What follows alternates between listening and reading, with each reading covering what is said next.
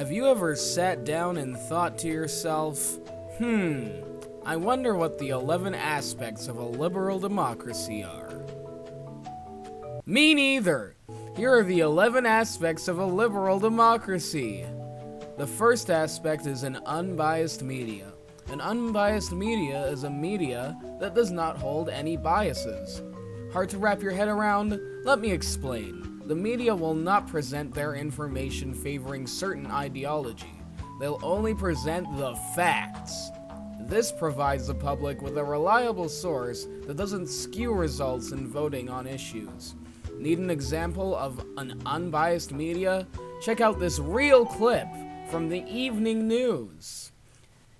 Tonight on CBC, why Trudeau is a dirty scumbag and why Harper is a malevolent traitor to the entire nation. That's right, boys. We know your dirty secrets. Freedom of the press, bitch. Wow. Looks like this media is unbiased. An unbiased media leads to an informed public, which just so happens to be the second aspect of a liberal democracy. An informed public is full of intelligent people who use the totally unbiased media to form their own opinions on topics and make an informed vote based on those opinions. Let's take a look at an informed voter.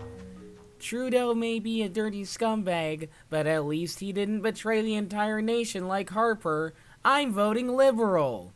Thanks, unbiased media. But how can we ensure that everyone can vote? With a little thing I like to call universal suffrage. It actually involves a lot less suffering than you would expect, because it allows every adult, no matter what group they belong to cast their own vote. If universal suffrage didn't exist, the only people that would be allowed to vote are old white guys. And old white guys think that everyone who isn't an old white guy should be working for them without getting paid. Silly old white guys. When the universally suffering public are voting, they are voting in secret ballot elections. Secret ballots make sure that all voters are anonymous, so people can present their views accurately without fear of receiving criticism from old white guys. How often are these elections held? Periodically. Periodic elections. Periodic elections ensure that a new election is held within a certain amount of time. In Canada's case, 5 years. This makes sure that people's changing opinions can come into effect, even though I'm pretty sure this doesn't actually work, because people started hating Harper and oh wait, and he's still the Prime Minister with a majority government. Voter apathy will lead to our demise, people. But I digress. Tired of the Conservatives? Try out one of our new political parties, guaranteed to get rid of those political blues caused by right-wing views. Political parties are necessary to ensure that voters have representatives that support different views. Without many parties to vote for across the political spectrum, democracy would be kind of meaningless, wouldn't it? Wouldn't it? Wouldn't it? For all of those smaller issues that larger political parties don't address, we have interest and lobby groups.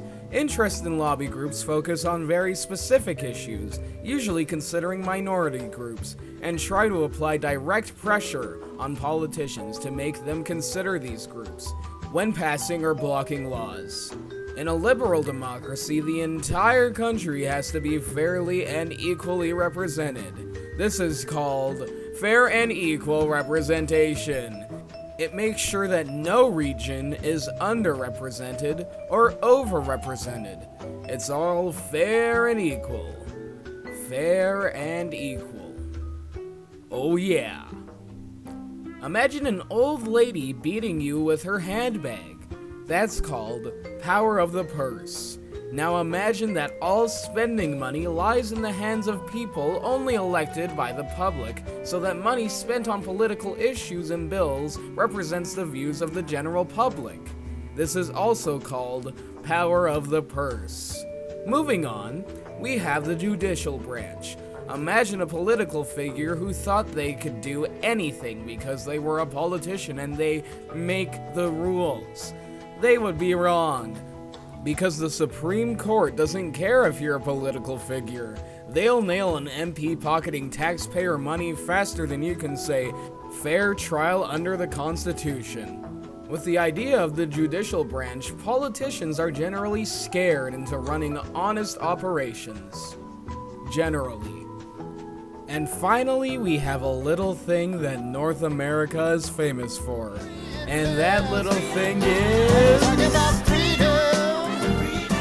people can freely associate with any group they want, and freely hold an assembly with those people, and freely express their opinions about topics, such as freedom. And they can do it all for free, because they are free, because their nation is free, and also a liberal democracy.